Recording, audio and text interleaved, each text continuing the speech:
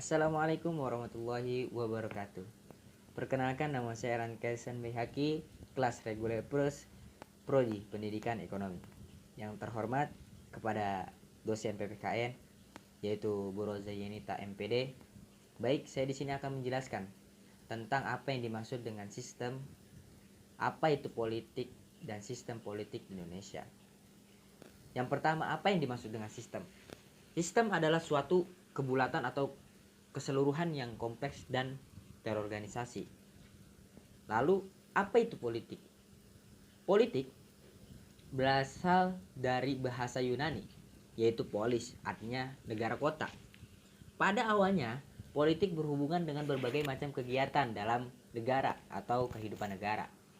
Istilah politik dalam ketatanegaraan berkaitan dengan tata cara pemerintahan, dasar-dasar pemerintahan ataupun dalam hal kekuasaan negara.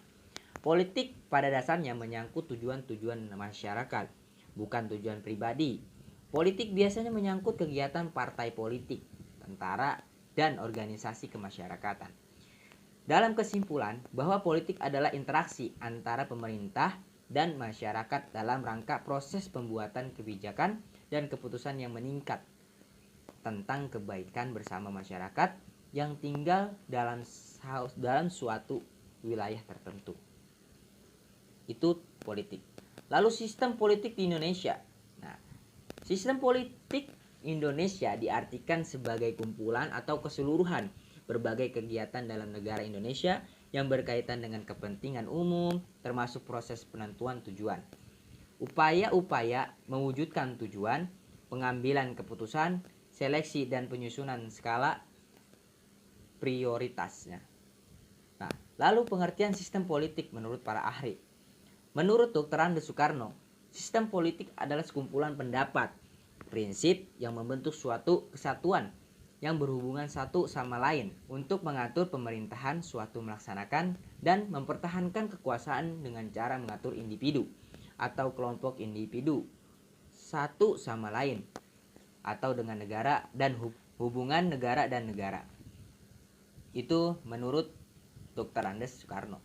Lalu sistem politik menurut Rusadi Kartaprawira adalah mekanisme atau cara kerja seperangkat fungsi atau peranan dalam struktur politik yang berhubungan satu sama lain dan menunjukkan suatu proses yang langgeng. Lalu di sini ada sistem politik di berbagai negara.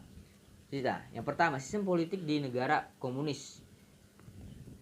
Bercirikan pemerintah yang sentralistik, penadiaan hak milik pribadi, peniadaan hak-hak sipil dan politik.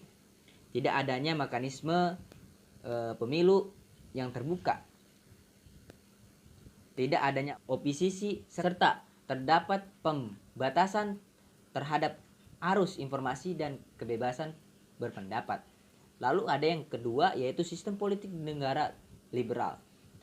Bercirikan adanya kebebasan berpikir bagi tiap individu atau kelompok, pembatasan kekuasaan khususnya dari pemerintah dan agama, penegakan hukum, pertukaran gagasan yang bebas, sistem pemerintah yang transparan yang di dalamnya terdapat jaminan hak-hak kaum minoritas. Lalu di situ yang ketiga, yaitu sistem politik demokrasi di Indonesia. Nah, sistem politik yang didasarkan pada nilai prinsip, prosedur, dan kelembagaan yang demokratis. Lalu adapun sendi-sendi pokok dari sistem politik demokrasi di Indonesia. Ada 7. Yang pertama, ide kedaulatan rakyat. Lalu yang kedua, negara berdasarkan atas hukum. Yang ketiga, bentuk republik. Lalu yang keempat, pemerintahan berdasarkan konstitusi. Lalu yang kelima, pemerintahan yang bertanggung jawab. Lalu yang keenam, sistem perwakilan. Lalu yang ketujuh, sistem pemerintahan presidensial. Nah, politik di Indonesia adalah eksekutif dan legislatif yang merupakan kedaulatan rakyat termanifestasi dalam pemilihan parlemen dan presiden setiap 5 tahun. Sejak berakhirnya Orde Baru yang dipimpin Presiden Soeharto dan mulainya reformasi, setiap pemilu di Indonesia dianggap bebas, adil, dan proporsional. Namun, pelaku korupsi masih sering tertangkap oleh Komisi Pemberantasan Korupsi hingga di tahun 2021. Indonesia belum bebas dari korupsi, kolusi, dan nepotisme maupun politik uang di mana orang bisa membeli jabatan politik dan kekuasaan atau posisi politik. Indonesia tidak mengaut sistem pemisahan kekuasaan melainkan pembagian kekuasaan. Walaupun mayoritas penduduknya beragam Islam, Indonesia bukanlah sebuah negara dengan sistem pemerintahan monarki, absolut Islam atau Republik Islam. Nah, kekuasaan eksekutif dipimpin oleh seorang presiden Indonesia yang merupakan kepala negara sekaligus kepala pemerintah. Dalam menjalankan tugasnya, presiden dibantu oleh seorang wakil presiden Indonesia. Kekuasaan legislatif terletak pada Majelis Permusyawaratan Rakyat Republik Indonesia atau disebut MPR yang dibagi menjadi sistem dua kamar, yaitu Dewan Perwakilan Rakyat Republik Indonesia ya, yang disebut dengan DPR, dan Dewan Perwakilan Daerah Republik Indonesia yang disebut dengan DPD. Cabang yudikatif terdiri dari Mahkamah Agung Republik Indonesia yang disebut dengan MA dan Mahkamah Konstitusi Republik Indonesia yang disebut dengan MK, yang secara bersama-sama memegang kekuasaan kehakiman. Kekuasaan inspektif dipegang oleh Badan Pemeriksa Keuangan Republik Indonesia yang memiliki perwakilan di setiap provinsi dan kabupaten atau kota di seluruh wilayah Republik Indonesia. Awal dan Orde Lama. Setelah proklamasi kemerdekaan Indonesia pada 17 Agustus 1945,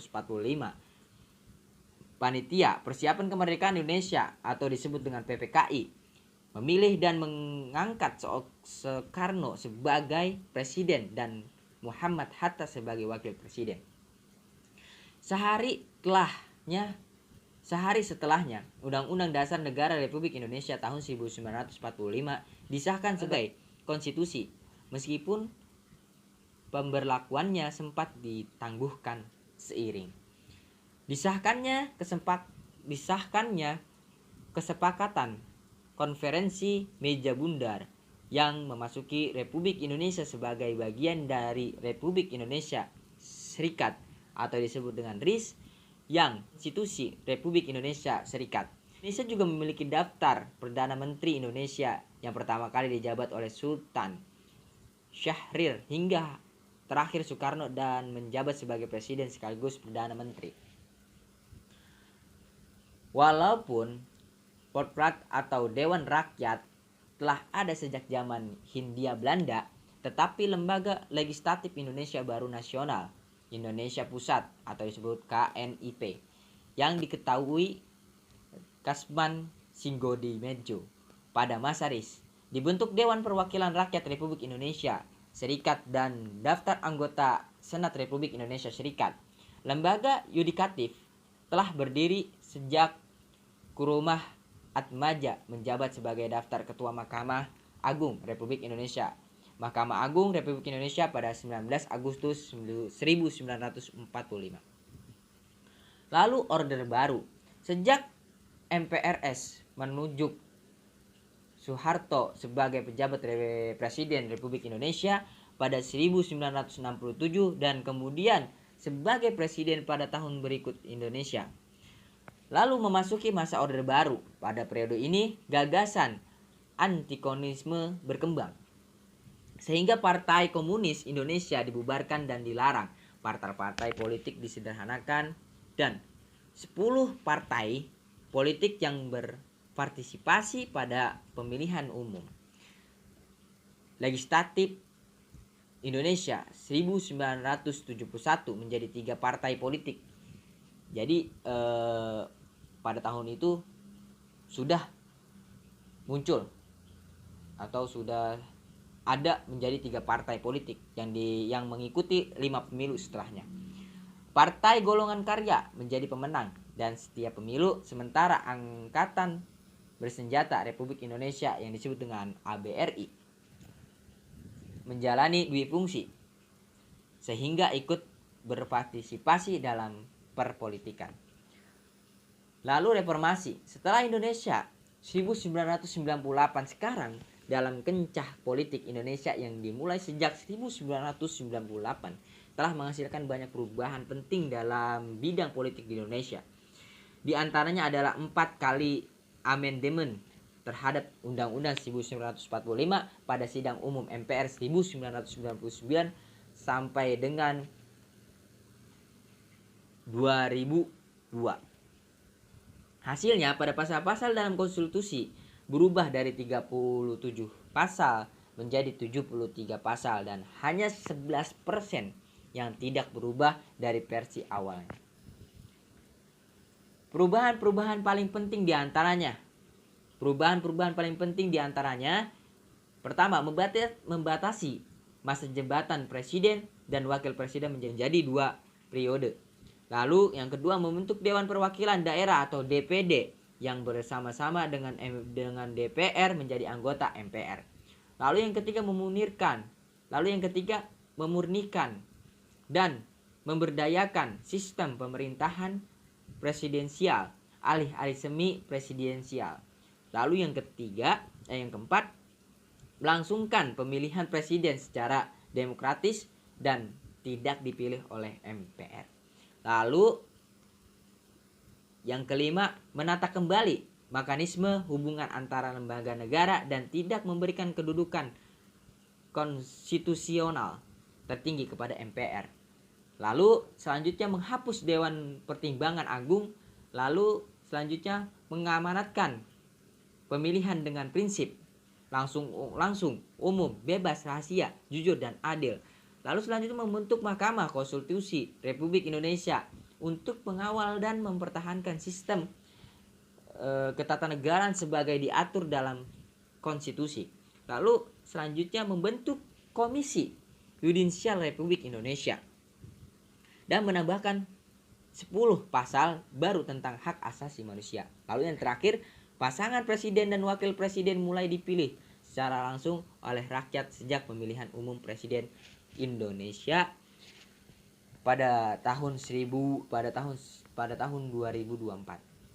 Sekian, terima kasih. Kurang lebihnya mohon maaf. Jika ada kekurangan mohon dimaafkan. Sekian, terima kasih. Wassalamualaikum warahmatullahi wabarakatuh.